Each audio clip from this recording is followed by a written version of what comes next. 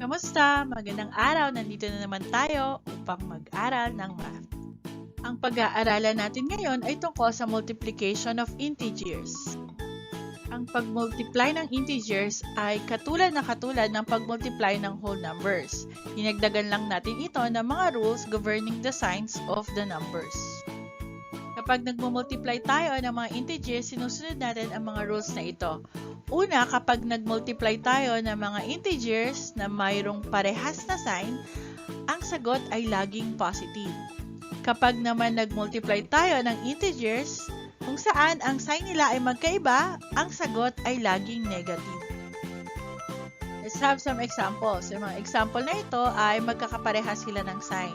Yung una, we have 3 times 4, which is 12. Another one, we have negative 1 times negative 5. So the answer is 5. Another one, 9 times 2 is equal to 18.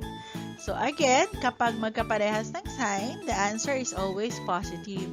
And sometimes, hindi na natin sinusulat yung plus sign sa positive. Understood na ang number na walang sign ay positive. So let's have more examples.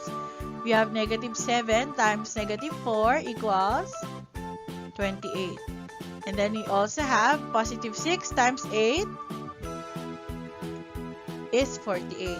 And finally, we have negative 3 times negative 7 is equal to positive 21. Ngayon naman, yung mga example natin, yung magkakaiba ng sign. So we have negative 3 times 9 is negative 27. Another one, we have 1 times negative 8 is negative 8.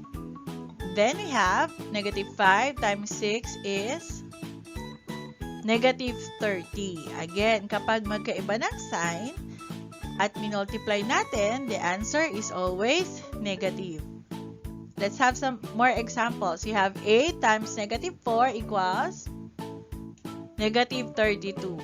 Another one, we have negative 2 times 6 equals negative 12. And finally, we have 8 times negative 7 equals negative 56. However, lagi nating tatandaan na kapag ang isang number ay i-multiply natin sa 0, the answer is always 0. So we have negative 3 times 0 equals 0. And we have 0 times positive 9 is still 0. Ang pag-multiply ng integers ay simple lamang. Kailangan lang nating sundin yung rules. Now, all you need to make sure is that you know how to multiply very well. Salamat! Hanggang sa muli!